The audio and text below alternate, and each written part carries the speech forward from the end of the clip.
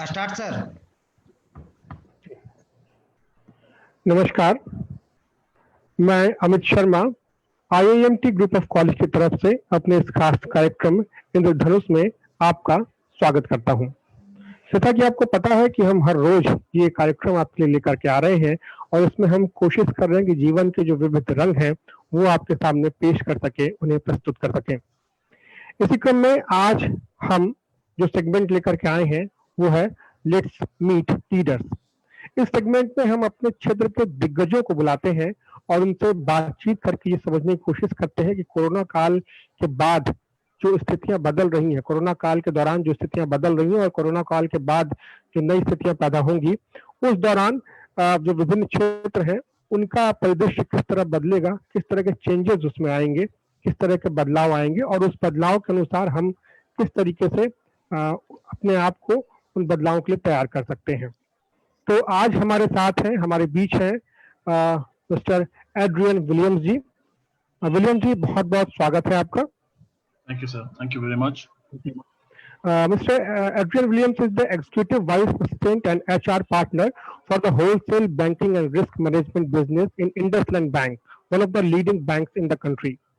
William जी जो है वो IndusInd बैंक के वाइस प्रेसिडेंट हैं और इनके पास 27 साल से ज्यादा का वर्क एक्सपीरियंस है। He has more than 27 years of work experience, including some reputed firms like British Gas, Reliance ADA Group, Thomas Cook and Indian Hotels.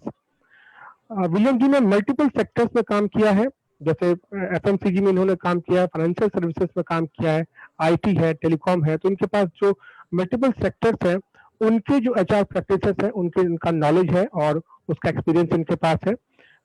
इनका जो पैशन है, his passion includes coaching and mentoring young leaders, talent spotting and building a leadership talent pool in the organisation. तो इनकी ये कोशिश रहती है कि जो नया टैलेंट है उसको ये स्पॉट कर सके, उसको खोज सके और उसका इस्तेमाल किस तरह से बेहतर तरीके से ऑर्गेनाइजेशन में हो सकता है इस पर देख सके, इस पर ध्यान दे सके। तो आज जो चेंजिंग HR प्रैक्टिसेस है उस पे हम बात करेंगे एड्रियन विलियम्स जी के साथ।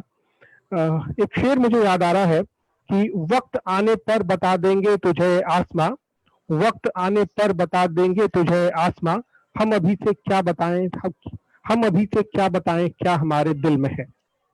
तो कहने को बोलने को बहुत कुछ है दिल में, लेकिन अभी ये दौर ऐसा है, ये वक्त ऐसा है कि शायद हमें पता नहीं चल रहा है कि क्या हम अभी बताएं, क्या कहें, क्योंकि कोरोना काल का जो संक्रमण हुआ है, तो कोरोना काल का जो ये दौर है इसमें बहुत तेजी से चीजें बदल रही है और यही बदलाव HR प्रैक्टिसेस में भी आया है।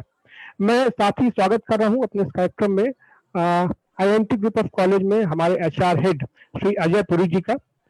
अजय पुरी जी IIMT ग्रुप ऑफ कॉलेज में HR हेड है और जाहिर सी बात है कि आज जब हम बदलती HR प्रैक्टिसेस पर चर्चा कर रहे हैं तो उसमें अजय पुरी जी का भी साथ होना जरूरी था हमारे साथ। अजय पुरी जी, आपका भी बहुत बहुत स्वागत है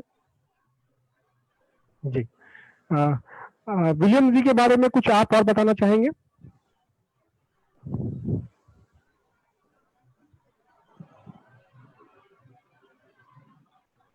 अजय पुरी जी, आपसे एक निवेदन है कि आप अपना ऑडियो अनम्यूट कर ले, पहले अपना ऑडियो अनम्यूट कर ले। Thank you, sir. I know Adrian Williams, sir, for last more than 10 years, and here today I would like to welcome on behalf of the IMT College of Management, and I take this opportunity to welcome sir for connecting today's live session on HR challenges post COVID-19 and the way forward. It's an honor and privilege to listen to you, sir, for your expertise and knowledge today, and we would love to understand the situations after this post COVID-19 situation. Thank you, sir, and over to Adrian Williams, sir.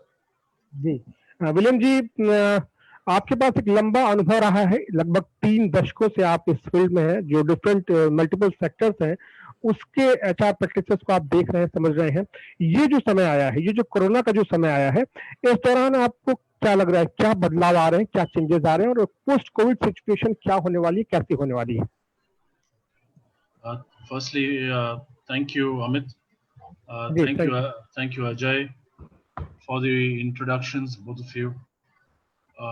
Respected MD of IMT Group, Mr. Mayank Agarwal, the Director for the College of Management, Mr. Rahul Goel, and faculty and students who I would like to address as friends. It's an honor to be invited for this session. Uh, I think the last, if you really ask me, when we encountered the problem in Feb and March, we didn't know how to deal with it. There was a fear. And 5 months later, today we are still staring down the barrel. And however, we now know how to deal with the problem. We know what precautions to take. We know what the symptoms are. And therefore, I reiterate what one great man once said, that man is the best adaptive animal. We have learned to cope with the problem. However, in the last 5 to 6 months, this virus has taken down lakhs of people across the world, and one has to be really thankful to the doctors, the nurses, the essential services staff who have fought this war and helped us to survive. So thank you to them as well. I would want to start today by a small note which precedes everything, that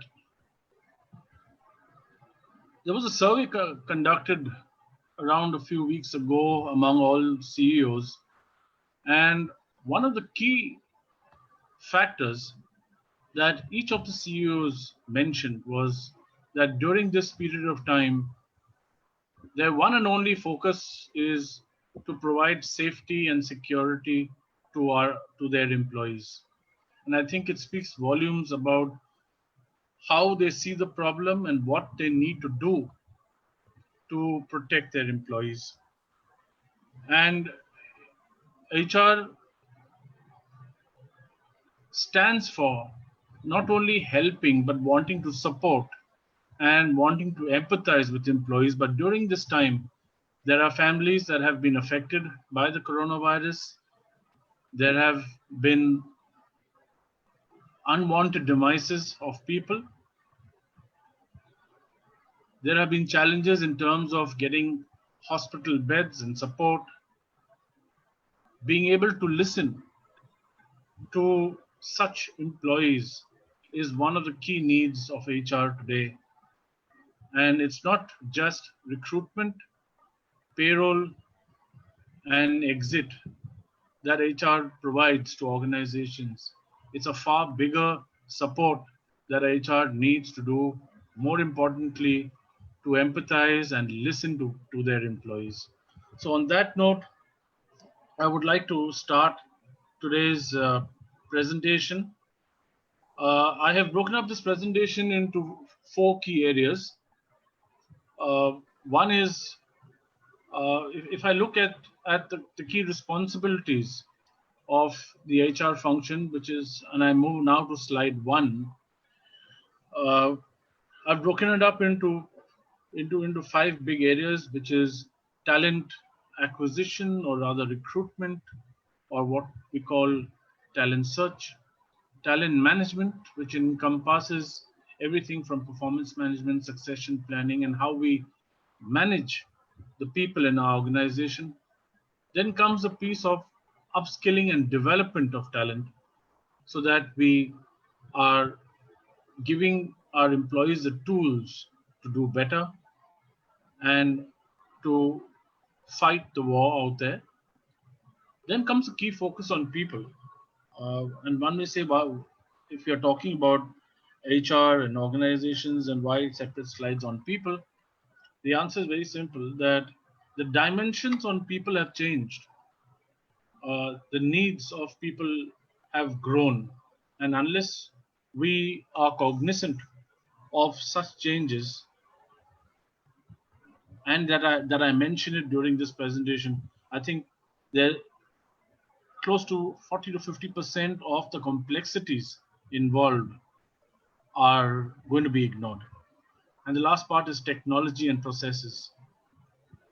I think it's very important to mention here that given the fact that people are working from home,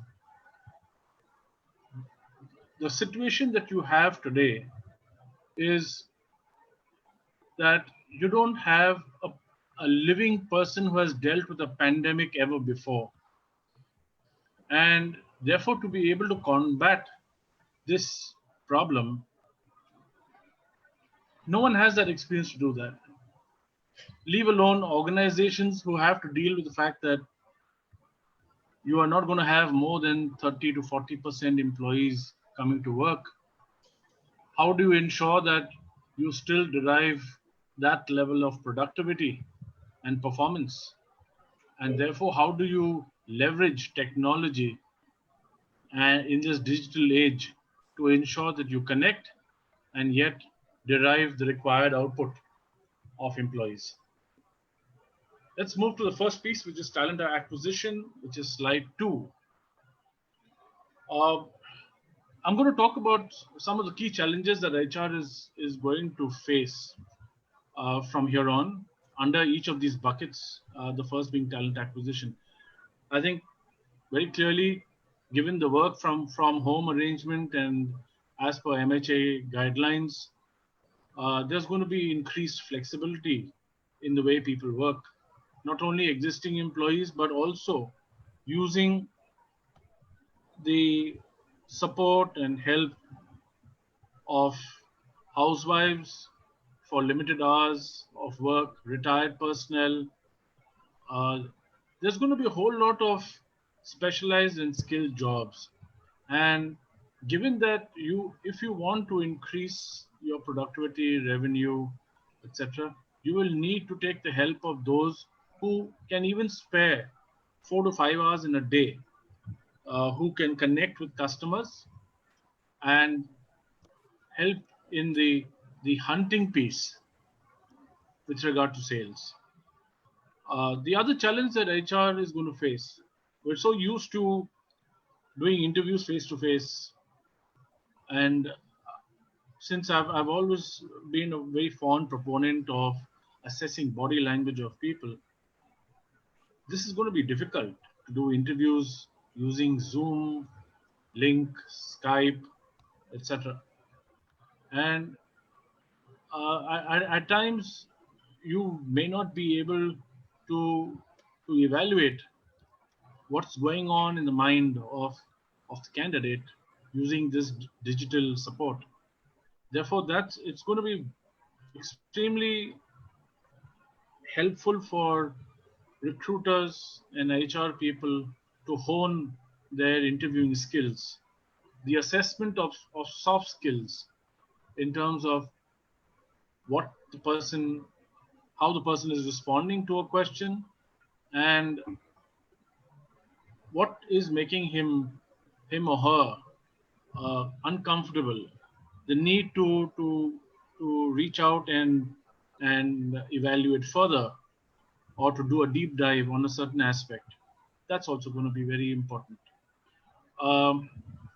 Another important feature within talent acquisition is there's going to be assignment of project-based jobs. So I think there will be a shift from full-time employment.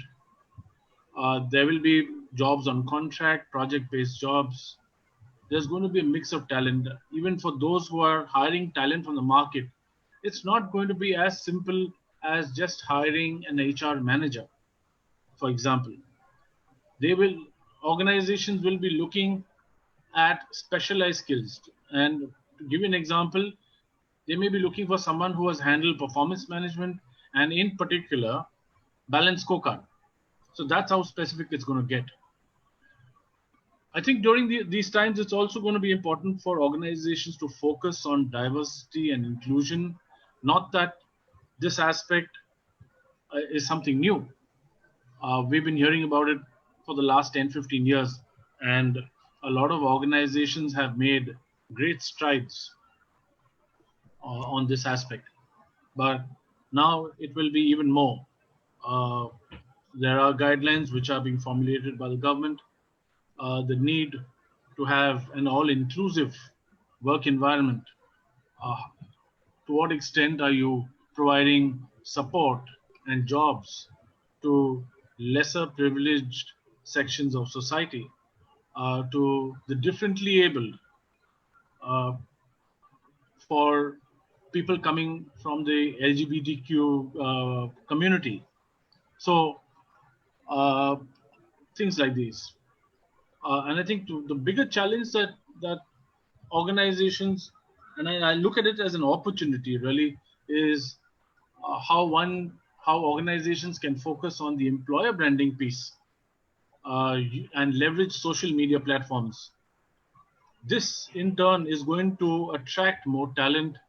uh, your your data bank, your talent bank is going to grow uh, phenomenally if you really leverage social media platforms effectively. And through the use of technology, it will reduce your turnaround times in terms of closing positions.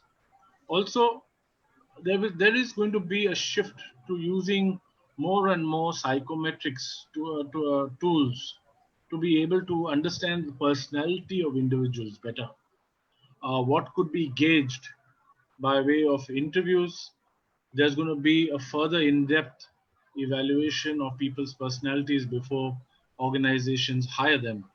So these are some of the things that, to me, are going to be the challenges that HR is going to face on the talent acquisition piece.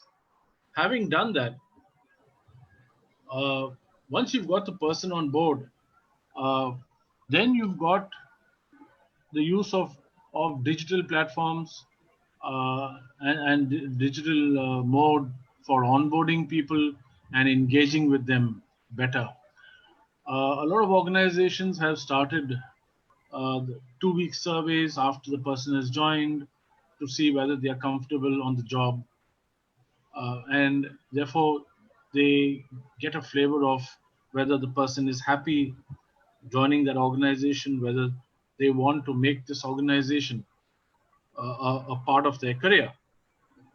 And so therefore there's a lot that one can gauge from such survey findings.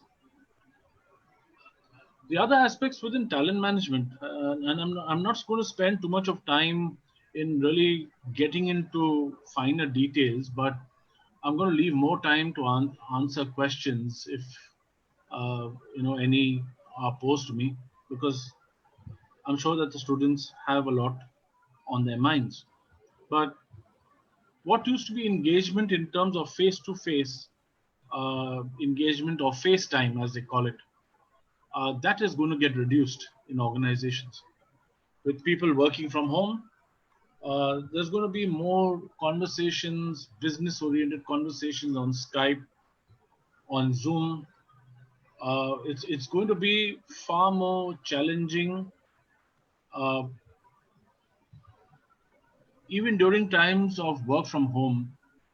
I know a lot of my staff in the bank are busy from 9 in the morning right up to 10:30 in the night. And uh, I think as human beings, we are so used to moving out of the house, meeting our customers face to face, meeting our teams face to face. Now you have a situation where you will still have to engage with your existing customers via phone and via these digital platforms. But what do you do for new customers who you've got to engage with? So I'll come to that a little later. When I talk of talent management, the first thing that comes to my mind is how do you conduct effective performance conversations? What used to be, your annual or half yearly performance conversation will probably now be a monthly performance conversation. It may not be for an hour, it may be for 5 minutes or 10 minutes, but it's going to be far more regular but qualitative. Uh, Therefore, it's it's I think the responsibility lies on managers on how they connect with their employees and give them qualitative feedback during such sessions. The other piece is, in terms of engaging talent, uh, what are you going to discuss? Uh, and it's not only about the job, it's also about the way forward. what kind of skills need to be enhanced, what do they need to do, their areas of improvement, their strengths. So all of that gets built into that performance conversation, and some of it may happen on the job on a daily basis. The other aspect that one needs to look at when you look at talent management is how do you mesh the succession planning piece along with the compensation and rewards to be able to keep that employee engaged. Now, what do I mean by that? I think that on the compensation and rewards piece, it's going to be solely based on contribution and on linking it to skills that are acquired on the job, which means that employees will have to double hat. There will be more pressures. There will be bigger targets to achieve. And therefore, not only about performing on the job, but managers to be able to manage people and not lose talent. Therefore, retention of talent is going to be key as well. Organizations are going to invest a lot in their employees in terms of talent development and upskilling them. Therefore, they will not want to lose talent to the market outside. What's going to be very important for talent management is the increased usage of artificial intelligence and predictive analytics for managerial action and talent management, which really means that it can't be subjective anymore. It's going to be a very objective evaluation of talent, looking at past data, whether they've done part of these skills, what kind of people have they managed, what kind of targets, geographies, etc., and then moving people up the curve, moving them into new jobs, new roles. Also, what will be key for organizations is to look at developing their talent pool, which will really look at focusing on key achievements of people and moving them up the ladder based on their competencies and capabilities. Yes, and I think to supplement some of these evaluations, there's going to be a lot of online assessment of talent, which really means that earlier, where organizations designed development centers and got people together to assess them on their capabilities and competencies, now it's going to be an online assessment. So a lot of the partners who deal with online assessment on digital platforms are really going to benefit during these times. That face-to-face evaluation, multiple method, multiple tools, which were used during development centers, that will die down for now. Given that people are working from home, managers may not get to see their employees for weeks and months face to face. It will all happen on the digital medium, and therefore some of these online tests will be in vogue for some time. So that's on the talent management piece. On the talent development piece, like I said earlier, there's going to be enhanced value in terms of developing skills of managers to manage their team members, to empathize with their team members, to be able to solve their grievances digitally, using a digital platform, not digitally, but using the digital platform. Number of organizations have actually moved ahead of the league by providing a plethora of online courses for upskilling of talent. I've now come to the slide on talent development.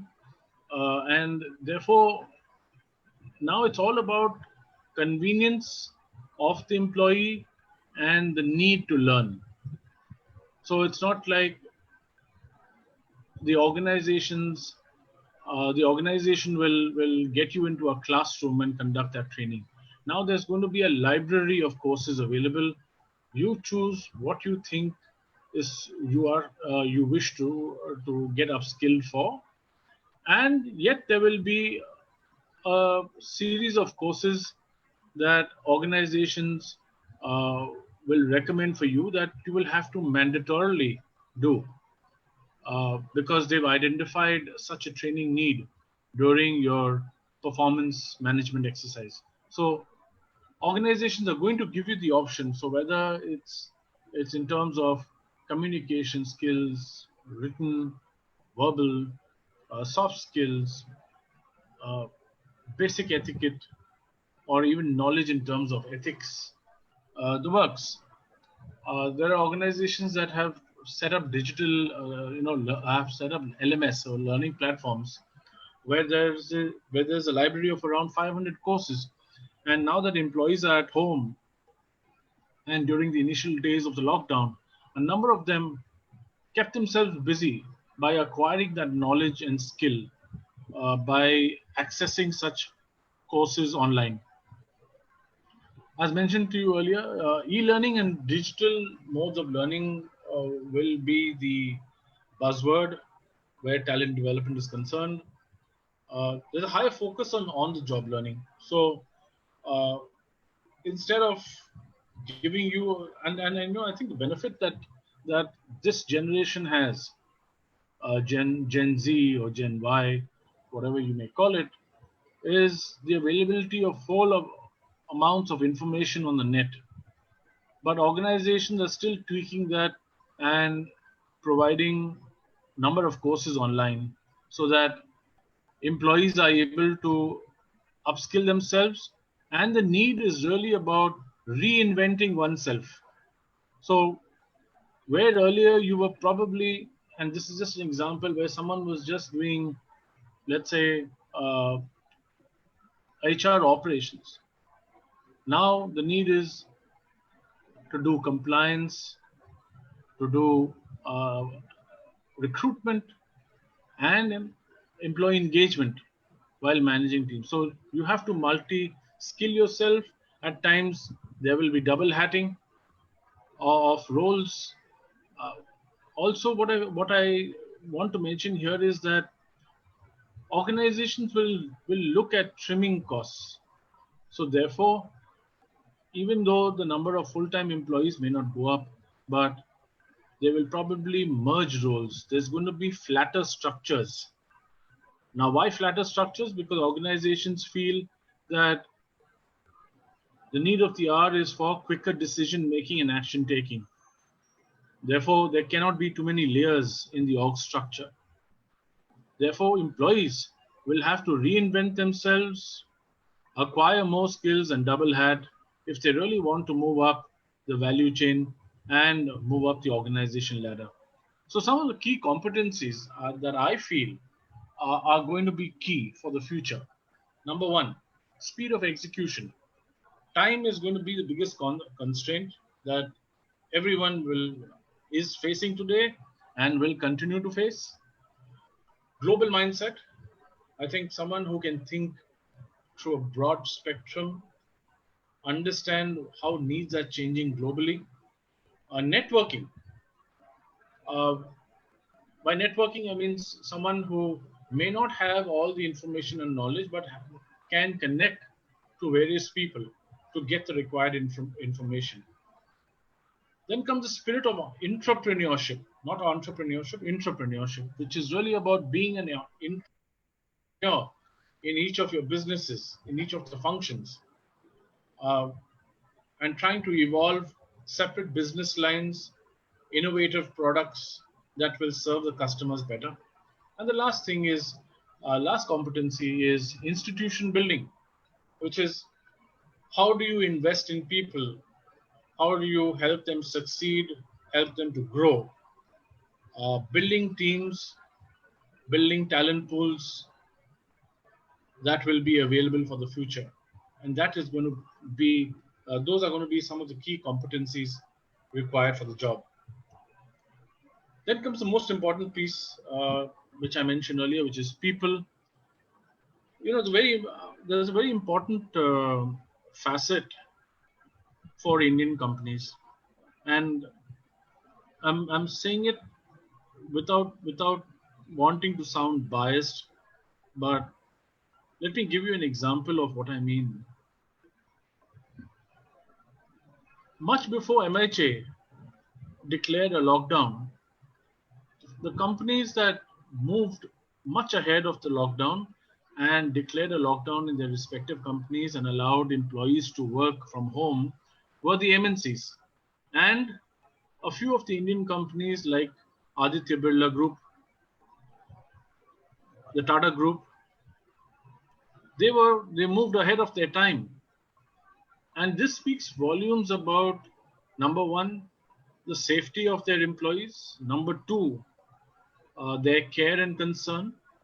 Number three, and this is a very big piece. And I think if you really look at the word, it may seem simple, but it kind of encompasses a whole lot of values and faith in people.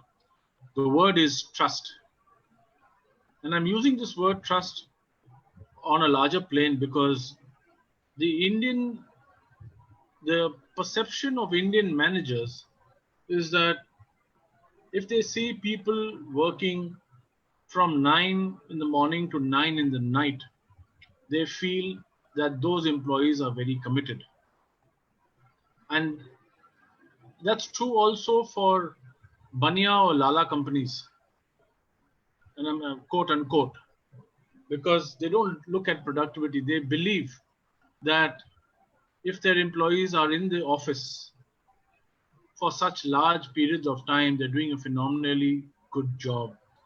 But the fact is, with the Lala coming to the office by 2, 3 in the afternoon, the employees are whiling their time till he gets to the office. And therefore, the whole objective of being in the office for qualitative time goes for a 6. If you look at what the multinational companies have done, they are not bothered where you work from. They don't worry about when you come and go, as long as you adhere to the core timings of the office.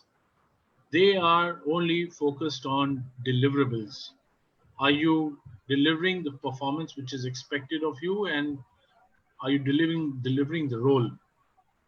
And therefore, the key area where Indian companies really need to change their culture, their values, and their belief systems is the element of trust in their employees.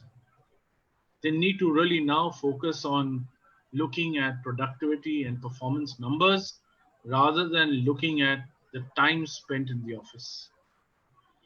The second big point on the people front is there's going to be a huge shift across the globe on health, wellness, and psychological safety of employees. Therefore, insurance companies, the pharma sector, hospitals are really going to do well during this period of time. But in organizations, there's going to be an increased spending in terms of health and wellness, in terms of probably even hiring psychologists who will be available for specific periods during the day or specific days in the week when employees can go and talk to them. I know very clearly companies like Accenture, the Tata Group, and a lot of the BPOs, because of the high stress levels in these BPOs, they've hired psychologists who will be available for 2 days in the week. And this is not now. This is close to around 10 to 15 years ago.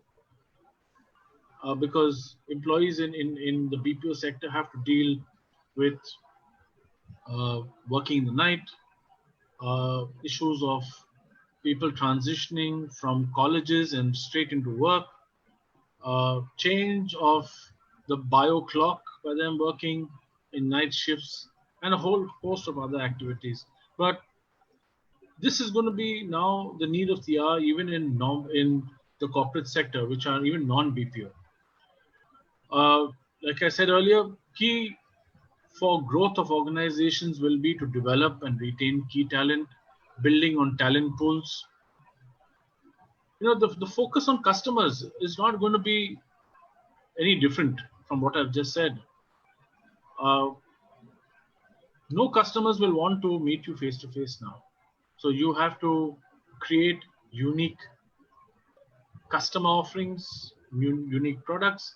Your customer engagement program, relationship building will be unique. There will have to be a USP to it. There will have to be ring fencing of customers with such unique products and processes. I've already mentioned flatter organization culture, organization structure, sorry. And the last point on this slide, which is really on, in order to enhance the employee value proposition, what is going to be key is the organization culture. How broad-minded are you as an organization? How flexible, what kind of flexibility do you provide to your employees? Flexibility provided to managers to manage their teams.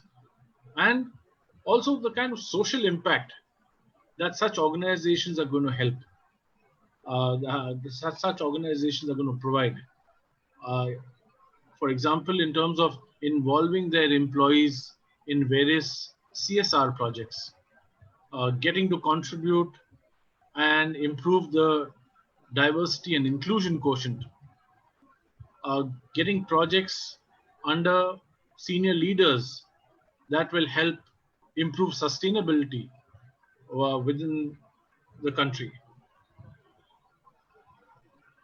If you look at, if on one dimension, if you look at organizations improving the trust element, the other dimension is how can organizations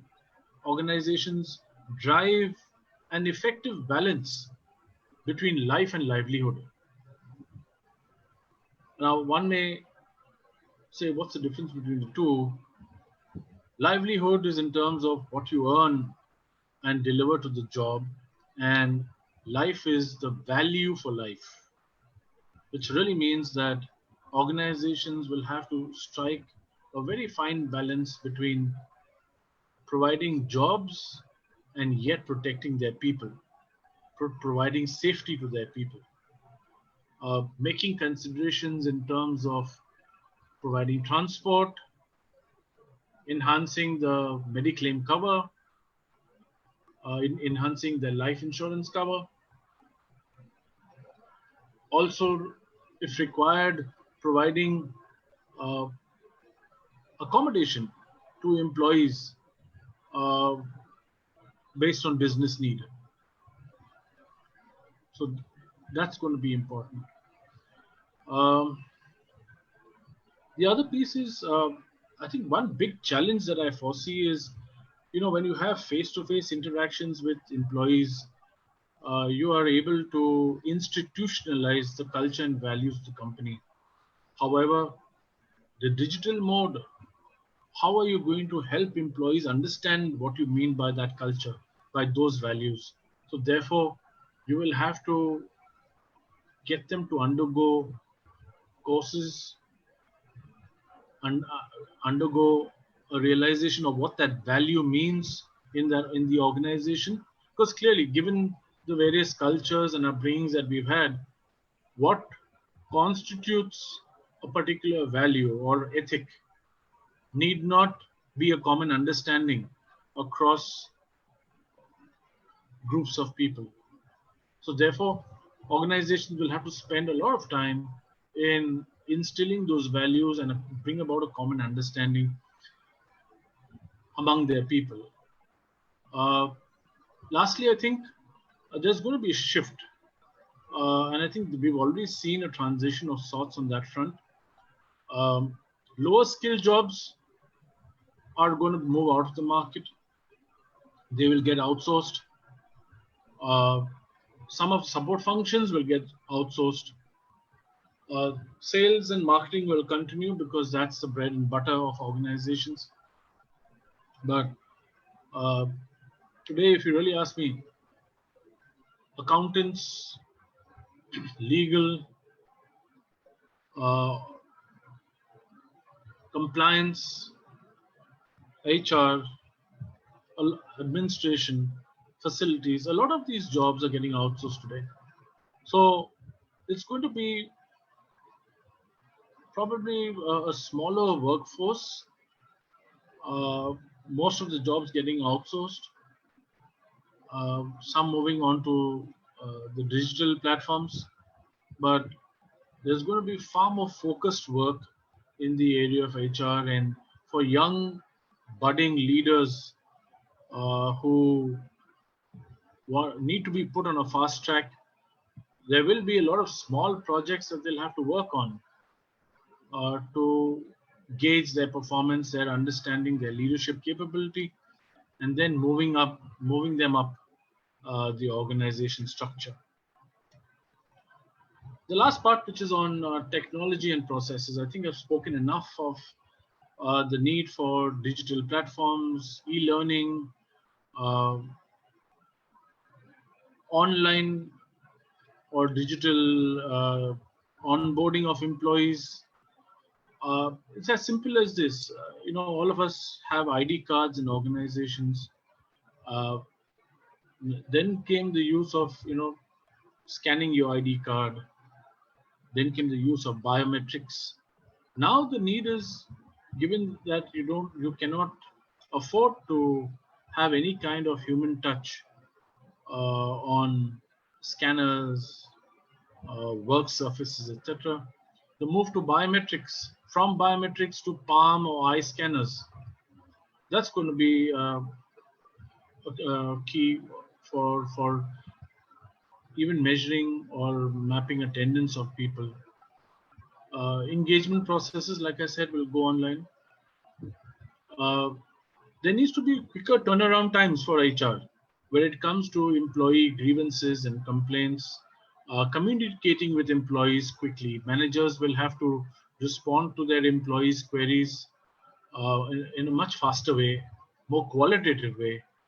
And I think the benefit for organizations is really going to be about freeing up some of that office space. So while employees continue to work from home, I think most organizations will adopt the consulting model, which is that those employees who consult will either operate from the client offices and only come to the office for certain meetings, which may be once or twice in the week. And for us as well, in the bank or in any other organization, those who are involved with sales and marketing will be in the field, will operate from home, will engage with clients on the phone, or will probably meet them at their homes if they are invited. Otherwise, there's going to be a very sparse visibility of employees in the office. So retail space, the office space will get reduced considerably, will bring down the costs of overheads for most organizations, but it's going to be a far more qualitative delivery to our employees to help connect with them, communicate with them, engage with them, and yet help them to deliver higher levels of performance and productivity. So this is, hello. You're audible, sir. You're audible. Carry on, sir. Hello. Yes. So this is what my presentation constitutes. What I've tried to capture crisply, and therefore now I leave the floor for any questions that anyone would like to ask. Yeah. It was really a nice talking with you. You discussed more or less most of the points that we would like to ask from you. But one thing I would like to know that which sectors are you looking that will be more beneficial in the post-COVID situation? To be more specific, to say if a student suppose that if a student is looking for a job in post-COVID situation. So what skills he will need to develop at this time? Okay, I think what's I don't think the skills are going to be anything different, but the ability to understand people, uh, the ability to communicate far more effectively and crisply, customer engagement and relationship management will be very important for salespeople. Yeah. Yeah, and more importantly, through my limited experience in my career, the need to empathize with other people, that is going to be important. Yeah. And which sectors will be more beneficial? From What a are you career, looking at? yeah, from a career standpoint, Yeah, are you saying from a career standpoint? yeah. Okay, from a career standpoint, I think every sector has its own challenges and learnings, but I think customer service, hospitality, manufacturing, banking. I think the essential services sectors are going to pose a lot of challenges for employees. yeah. Employees will need to adapt and learn very quickly. Hmm. So uh, it's not like when you're dealing face to face with customers. Uh, Quite unlike manufacturing, those who are working in essential services have to solve the customer's problem real time, and Mhm. therefore to be able to understand and resolve and empathize at the same time, that is going to be crucial. Yeah. One more thing. You told that we are shifting from permanent job to a project-based or contractual job. Yes. So, is this the alarming situation for those who are looking for a permanent job? Uh, will Not really. the, Not really. I think that it's only going to be a difference of being on the rolls of the company versus being on contract. The only thing is that let's look at both situations. Those who have full time jobs will have to be at the top of their job in terms of performance. They will have to multi skill, they will have to double hat. Those who are in contract jobs will have to fulfill specialized jobs, and it will be for limited periods of time. But if they really want to convert from being contractual employees or on retainership, then they will have to acquire the same skills that full-time employees currently have. So that's going to be the challenge for them. If they acquire those skills, then they're going to be in demand, and they will come on the rolls of any company. yeah. So it will be this more or less a skill-based industry. And you one more thing you told William that if a person need to develop a effective balance between life and livelihood. So how will be possible? मतलब, what he should do to for this sort of effective balance after post-COVID situation? Yeah, I meant it from two perspectives. One from the organizational perspective, the fine balance between life and livelihood, which is really about organizations not insisting on people coming to work just because they're paying them salaries. They will have to Hmm. focus on valuing their lives, which really means that getting them to work from home, creating a fine balance in terms of calling them to work only if really required, investing more in them, creating value for them. So that's from the organizational side. From the employee side, the balance between life and livelihood. I think through the years, a lot of people have been speaking about quality of life balance, and there are a lot of employees who speak about just being cut and dry, of leaving the office at 6 o'clock and then to spend time with their family. Now it's a question of creating a balance between life and livelihood by operating from home.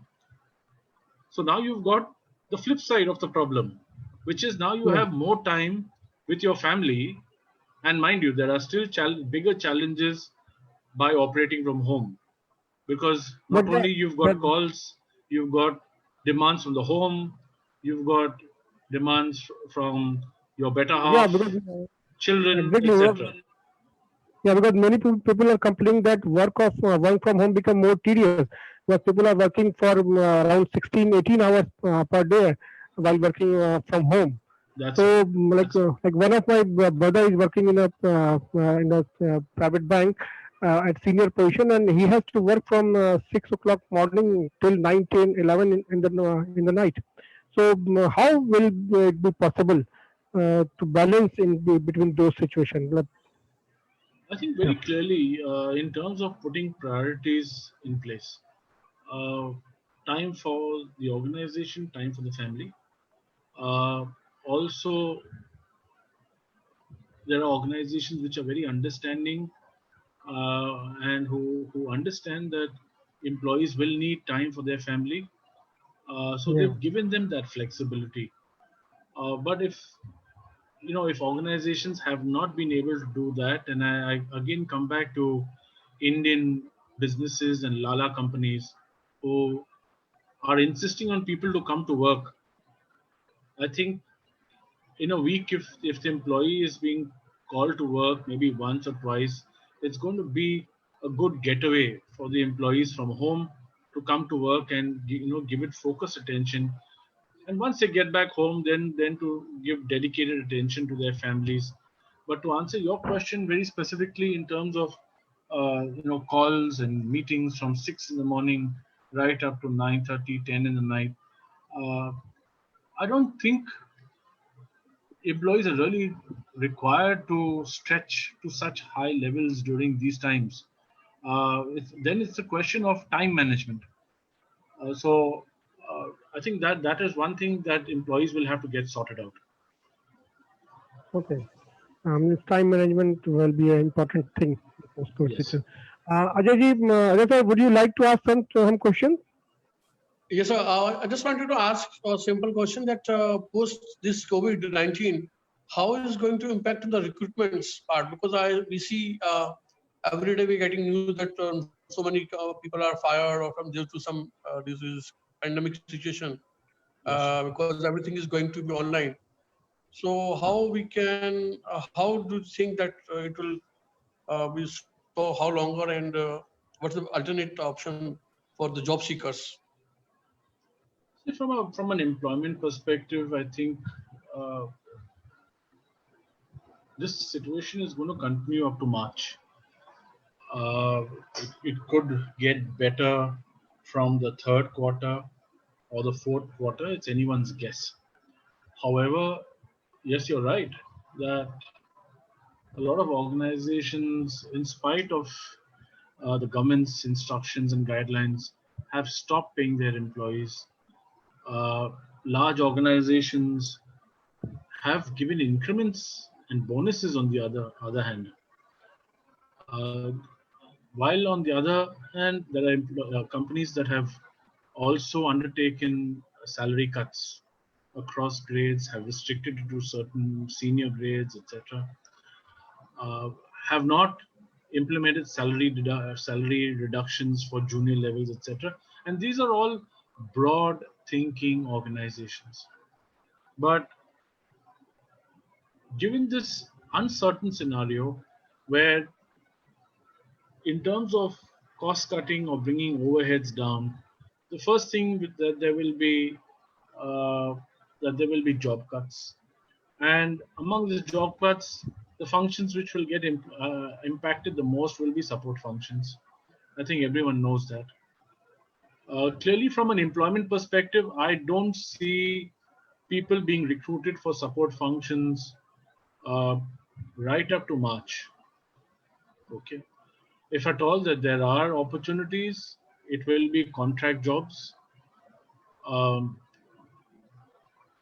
it's a really a chicken and egg story. You know, there are solutions, there are ways in which organizations can reduce their costs, and job cuts or reduction of employees is not the solution. If they think innovatively, organizations can bring about uh, adequate reduction in overheads. And I think I must use this opportunity to compliment organizations like the Tata Group, Aditya Birla, and Asian Paints. These are very forward, Hindustan Unilever, Procter and Gamble, very forward-looking organizations because they have understood the need of the hour in terms of sanitizers, uh, precautionary equipment, and they have actually ventured into those businesses. And for some of these companies, for example, Asian Paints, it's a chemicals or paint industry. So getting into the sanitizer industry was a no-brainer. But on the other hand, you also look at companies like Tata Group who have Tata Chemicals. Yes, they've got into the sanitizer business, but the kind of contribution that the Tata Group do in terms of philanthropy is so huge. Uh, it's mammoth in terms of an effort. So I don't encourage, or I don't envisage that organizations need to reduce manpower to save costs. Yes, there is a need to get some of the dead wood out of the organization on an annual basis, but there are getting good quality employees out of the organization just because you want to reduce costs will impact your employer branding and your ability to attract talent in the future. So the need of the hour is for organizations to really think, go back to the drawing board and see whether they can think innovatively how to curtail costs. So on the other hand, should we also assume that like the Modi mentioned that the grab the opportunities, we are expecting more new companies to come in India, and it may generate more employment.